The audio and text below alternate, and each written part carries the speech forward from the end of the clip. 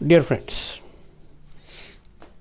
let us continue with functional groups. Very interesting functional group. Now we are going to consider acid anhydride. बघा, हे एकच word आहे, एवढा मोठा gap नसतो सोयीसाठी. सुरुवातीला एक फंक्शनल ग्रुपचं नाव आहे ते ॲसिड अँहायड्राइड. बघा इथे लिहिलं आहे. General representation: alkyl group, aryl group, methyl, ethyl, phenyl. आणि जरी असं ॲसिड अँहायड्राइड जनरल ग्रुप आणि असं लिहिलं असलं इथं अल्काइल किंवा अराइल, तरी आपली 11वी 12वी आणि सर्व प्रकारचे CET नीट वगैरे एकच ॲसिड अँहायड्राइड वापरत आहे. आणि त्यामुळं जनरल ग्रुप म्हणून माहीत असावं. आणि ते एक्झाम्पल मेकॅनिझम्स, MCQs त्या अँगलने बोलतो आहे. मग त्यात आणखी मग मेकॅनिझममध्ये बारकावे वगैरे भरपूर डेप्थ आहे, पण फंक्शनल ग्रुपचं एक्झाम्पल वापरामध्ये एकच आहे. आता त्याचं मेकॅनिझम न बघता पण निदान थोडक्यात तो कसा तयार होतो त्याचा थोडा अंदाज घेतला तर फंक्शनल ग्रुप लक्षात ठेवायला सोपा जातो. 2 molecules ऑफ ॲसिटिक ॲसिड, हा ॲसिटिक ॲसिड आहे. इथेनॉइक ॲसिड, हा पण ॲसिटिक ॲसिड आहे. And dehydration of that, डिहायड्रेटिंग agent अशी रिॲक्शन पण आहे पुढं एका टॉपिकमध्ये 12th कॉन्सन्ट्रेटेड H2SO4 किंवा P2O5 हे वॉटरबरोबर रिॲक्ट होतं P2O5, त्यामुळं स्ट्रॉंग डिहायड्रेटिंग एजंट आहे. तर दोन्ही OH पैकी एक, समजा इथला OH आणि इथला H असा घेतो मी, and water molecule is removed. त्यामुळे मग ऑक्सिजन आणि कार्बनमध्ये बॉन्ड होणार. आणि तो कसा होणार, तो कसा दिसेल म्हणून आता कलरमध्ये काढलं आहे म्हणून कलरमध्येच दाखवतो.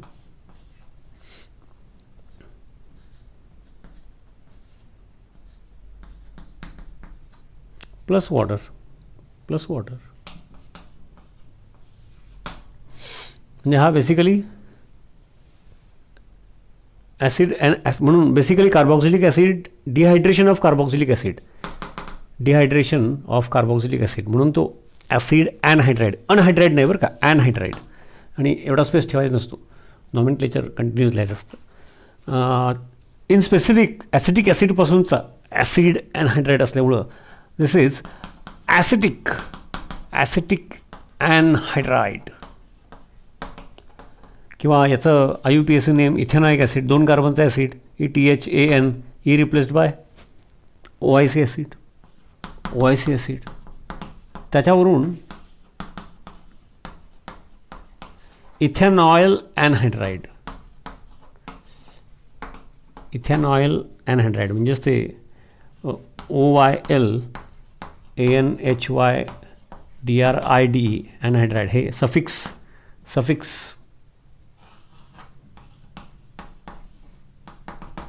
E replaced by this suffix. समजलं का? तर हा कार्बोनिल ग्रुप कंटेनिंग जो आपण जे एकत्र बघतो त्याच्यामध्ये अल्डिहाइड्स, कीटोन्स, ॲसिड इस्टर पहिल्यांदा करायचं, मग हा घ्यायचा. हा एस्पेशली पुढं जाऊन आता त्याचे मेकॅनिझम वगैरे अशा गोष्टी बघता येतात. Effects in chemistry after functional group, effects in chemistry बघणार. म्हणजे इफेक्ट्स इन केमिस्ट्री शिकताना मागं बोललो मी, फंक्शनल ग्रुप्स पक्के यायला पाहिजे. जे आपण शिकलो ते आणि त्यातलं एक दोन एक्झाम्पल्स.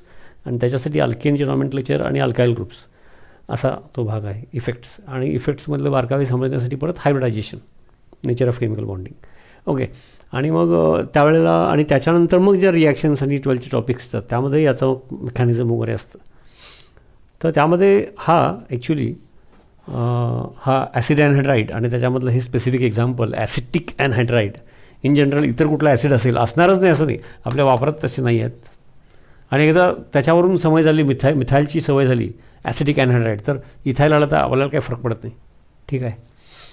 तर हे basically these are acetylating agents.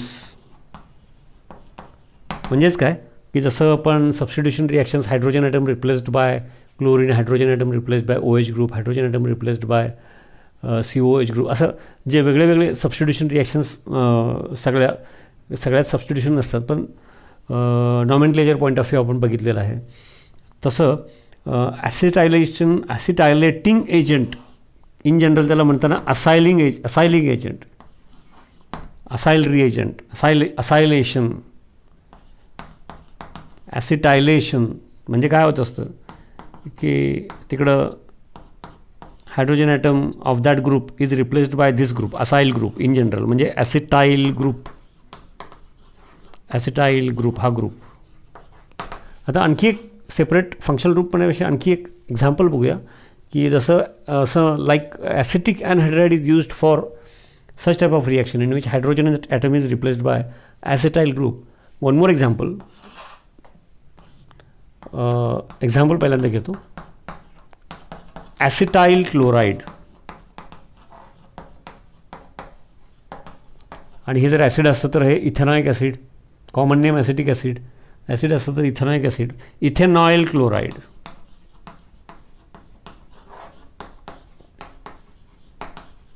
म्हणजे इन जनरल ॲसिड क्लोराईड, कळलं का? ॲसिड क्लोराईड हा मध्येच एक्झाम्पल काय सांगितलं तर ॲसिड अनहायड्राइड म्हणजे एक्झाम्पल ॲसिटिक अनहायड्राइड और ethanoyl anhydride is actually used for in most of the cases.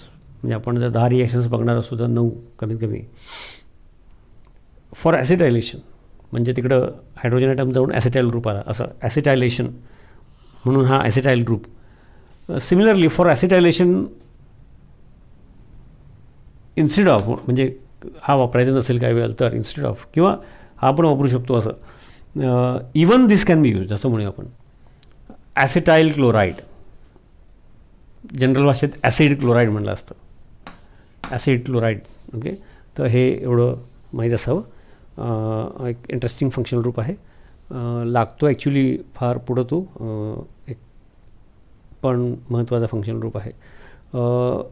Alcohols, phenols, aldehyde, ketone, carboxylic acid, ester आणि आता यानंतर येणार इथर, हे सारखे लागणारे फंक्शनल ग्रुप्स आहेत. अमाइन्स आणि हे क्वचित लागणारे फंक्शनल ग्रुप्स 1, 2, 3 आहेत. ॲसिड अनहायड्राइड किंवा हे कंपाऊंडच डायरेक्ट बघितलं आपण, ॲसिटाईल chloride. Yes, one more important functional group, ether. Ether, the functional group we write in this fashion, general representation, means for the sake of definition, ether is defined as derivative of water, chemically the way, फक्त definition म्हणून, in which both the hydrogen atoms are replaced by alkyl or aryl group, किंवा derivative of alcohol in which hydrogen of OH group is replaced by alkyl or aryl group, same or different. Definition. So this is ether, general functional group, general representation. It can be methyl, ethyl, propyl, or it can be aryl and alkyl. This is ether. Ether as a solvent we use in most of the cases we are going to consider. Nomenclature point of view, common system, very easy, based on alkyl groups, methyl group, ethyl group, since both are attached to same atom, oxygen. Therefore alphabetical order should be followed, means ethyl methyl ether, not methyl ethyl, ethyl methyl ether, ethyl methyl ether. In IUPAC, what we do is that IUPAC basic rule is alkoxyalkane. Basic rule, any ether, in general, it is alkoxyalkane. Means as if one hydrogen of alkane is replaced by alkoxy group. Now, which one should be taken as alkane and which one should be alkoxy? Larger alkyl group, larger among the two, the larger alkyl group is taken as parent alkane. आता बघा याच्यामध्ये methyl आणि हा ethyl, म्हणजे हा larger alkyl group, म्हणजे हा parent alkane, म्हणजे हा अल्केन होता. आणि इकडं 1 hydrogen atom is replaced by this alkoxy group. कोण आहे हवा? Methoxy group. आणि त्यामुळं हा झाला IUPAC नेम. याचं काय झालं बरं? IUPAC name methoxy ethane.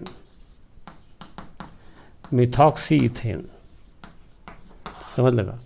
म्हणजे हा methoxy group hydrogen atom of larger alkyl म्हणजे ethane, hydrogen atom of ethane is replaced by methoxy group. हा मिथॉक्सी ग्रुप, इथॉक्सी मिथेन नाही म्हणायचं, समजलं ना. Methoxy ethane, larger alkyl group हा पॅरेंट अल्केन समजायचा. त्याप्रमाणे इथं कॉमन नेम सिम्पल आहे. या साईडला इथाईल, या साईडला प्रोपाईल. प्रोपाईल नाही म्हणायचं, n propyl. Propyl can be of 2 types, n propyl और आयसोप्रोपाईल. त्याप्रमाणे हा ABCDEFG अल्फाबेटिकल ऑर्डर, इथाईलमधला ई आणि प्रोपाईलमधला पी. त्याप्रमाणे इथाईल,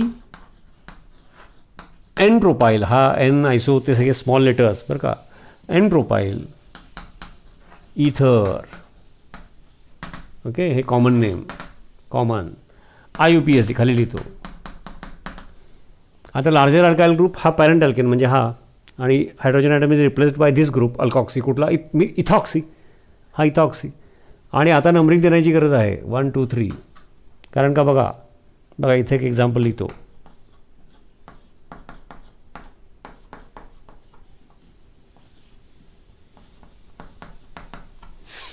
आता हा सुद्धा नाही का बॉन्डिंग C2H5 असं दाखवता येईल, नाही का, असं दाखवता येईल. ठीक आहे. आता हा सुद्धा इथाईल प्रोपाईल इथर. अरे पण हा आयसोप्रोपाईल आहे, सेकंडरी कार्बन अटॅच्ड आहे. हा ग्रुप म्हणून विचार केला तर आयसोप्रोपाईल ग्रुप आहे, आणि त्यामुळं हा पण इथाईल प्रोपाईल इथर, नाही का, असं इकडे लिहितो इथाईल प्रोपाईल इथर. पण हा प्रोपाईल कुठला आहे बरं? इथाईल आयसोप्रोपाईल,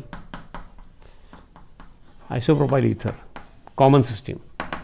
IUPAC प्रमाणे मग काय करणार? अल्कॉक्सी अल्केन. त्याप्रमाणे इथॉक्सी छोटा ग्रुप, मोठा अल्केनचा पार्ट, आणि छोटा अल्कॉक्सी म्हणजे ethoxy propane. Similarly this one is also ethoxy propane. पण जो पॅरेंट अल्केन आहे त्याच्यामध्ये नंबरिंग द्यायचं. फंक्शनल ग्रुप अल्कॉक्सी ग्रुप अटॅच असलेला, जसं OH group numbering is given from that and so that OH group gate list possible number. Okay, तसंच alkyl हलाईडला आपण बघणार आहोत. त्याप्रमाणे अल्कॉक्सी ग्रुप ज्या कार्बनला जोडला आहे तिथून 1 2 3, तिथून म्हणजे ॲक्च्युली प्रायमरी टू प्रायमरी, याच्यात ब्रांचिंगच नाही आहे. त्यामुळं 1 2 3, त्यामुळं IUPAC 1 इथॉक्सी प्रोपेन. कळलं का? आणि हा झाला, इथं लिहितो 2 इथॉक्सी प्रोपेन, नाही का. 1 2 3 प्रायमरी टू प्रायमरी नंबरिंग द्यायचं. हा प्रायमरीच इथं होता, इथून नंबरिंग देता येणार नाही. 1 2 3 2 इथॉक्सी प्रोपेन, समजलं. तर एकदम सिम्पल आहे इथर. तर असे सोपे सोपे फंक्शनल ग्रुप्स पण त्याची सवय पाहिजे. केमिकल रिॲक्शन्समध्ये how will you prepare, how will you obtain पासून ते मेकॅनिझम, हे सगळ्या ज्या गोष्टी आहेत, फंक्शनल ग्रुपच व्यवस्थित नसतील तर प्रश्न निर्माण होतो. Yes students, very important functional group, very simple but very important functional group, alkyl halide. So halogen, chlorine, bromine, iodine, it can be fluorine also. Okay, halogen atoms, hydrogen atom of alkane, if it is replaced by halogen atom, alkyl halide. General representation, alkyl halide. Aryl halide, okay, even that can be considered. Alkyl halide we are going to give more thrust, and very simple general representation. I have written already a few examples. So common system nomenclature based on alkyl group. आता तुम्हाला सवय झाली असेल. Methyl chloride,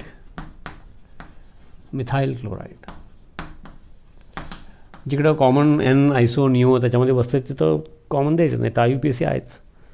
in IUPAC rule, आता अल्केनचे rules असले की सगळे rule सांगायची गरज नाही. Numbering should be given from वगैरे वगैरे सवय होऊन जाते. बेसिकली काय आहे याच्यामध्ये, ह्या कंपाऊंडचे विशेष काय? हॅलो अल्केन, हॅलोजन आहे ना त्याला, म्हणजे chloro alkane, bromo alkane, iodo alkane IUPACमध्ये. कॉमन सिस्टीममध्ये मिथाईल क्लोराईड, इथाईल ब्रोमाइड, असं alkyl halide. Okay, halo alkane एवढं पहिलं बेसिकली माहीत पाहिजे. त्याप्रमाणे हे काय होणार बरं? एकच कार्बन आहे त्यामुळे नंबरिंग वगैरे काही गरज नाही. If this were hydrogen it would be methane, त्यामुळं क्लोरोमिथेन.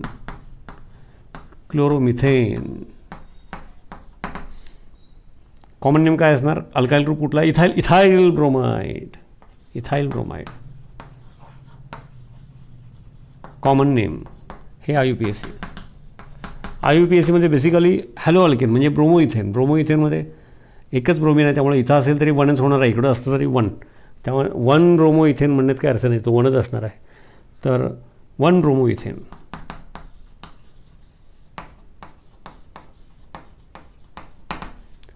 एक एक्झाम्पल बघा. ओके, आता याचं ऑप्टिमम लॉंग फॉर्म लिहूया. म्हणजे आणि प्रत्येक बॉन्ड असं नव्हे, पण नंबरिंग देणे वगैरे सोयीचं व्हावं त्या हिशोबाने.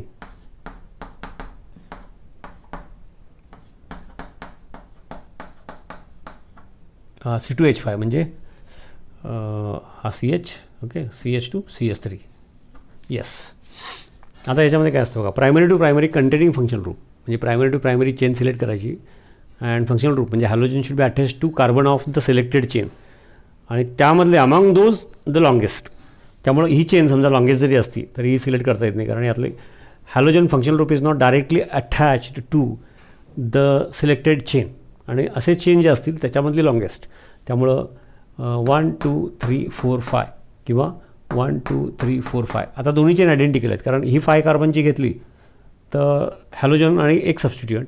And if I select this one as longest chain तर हॅलोजन आणखी ऑनली वन सबस्टिट्युएंट. त्यामुळं सेम नंबर ऑफ सबस्टिट्युएंट्स, त्यामुळं ही लॉंगेस्ट चेन घेतली. आता फंक्शनल ग्रुपला महत्त्व आहे. It's numbering should be given from that and so that functional group म्हणजे इथं हॅलोजन म्हणजे इथं chlorine, halogen gate list possible number 1 2 3. इकडून आलं तर 1 2 3. आता लॉंगेस्ट चेनला दोन्ही साईडनी पण सेम नंबर येतो फंक्शनल ग्रुपला. मग सबस्टिट्युएंट बघायचं, so that substituent get list possible number. हॅलोजनला म्हणजे मेन फंक्शनल ग्रुपला दोन्हीकडून सेम नंबर येत असल्यामुळे आता सबस्टिट्युएंटला कुठल्या साईडनी कमी नंबर येतो ते, नाही तर सबस्टिट्युएंटचा नंबर बघायचा नाही. Numbering should be given from that and so that functional group म्हणजे इथं halogen should get list possible number. तसंच OH ग्रुप अल्कोहोलमधला. Okay, yes. तसंच अल्कॉक्सी ग्रुप इथरमध्ये. ओके, किंवा NH2 ग्रुप प्रायमरी अमाइन्समध्ये. येस. तर म्हणजे नंबरिंग इकडून द्यावं लागेल. मग 1 2 3 4 5. मग 3 नंबरला क्लोरो, 2 नंबरला methyl. Basic name longest chain 5 कार्बनची, त्यामुळं पेंटेन. क्लोरोमधला C, मिथाईलमधला M, ABCDEFG अल्फाबेटिकल ऑर्डर म्हणजेच 3 क्लोरो 2 मिथाईल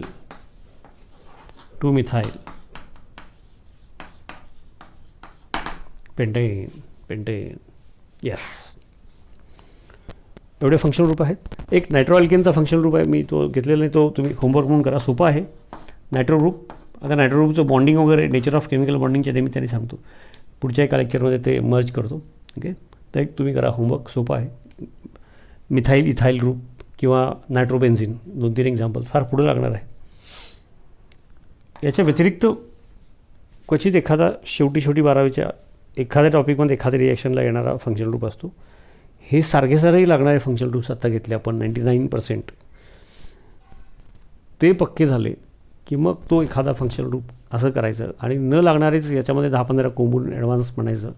असं करून आपण आपलं गोंधळ निर्माण करून घेतो. किंवा याच्यामध्येच आणखी गरज असेल तर, किंवा काही वेळेला पुढं गरज असते, तसं असेल तर ठीक आहे. पण बऱ्याच वेळेला असं दिसतं की ज्याचा कुठं मेकॅनिझम रिॲक्शन सिलेबसमध्ये संबंध नाही, असे किचकट काही प्रमाणात ठीक आहे. थोडं इंटरेस्ट डेव्हलप करणे, बेस पक्का करणे, आपणही तसं बघत असतो किंवा बघणार आहे. पण कधी जास्त होतं आणि मग आहे तेच व्यवस्थित होत नाही, असं आहे. येस. थँक्यू.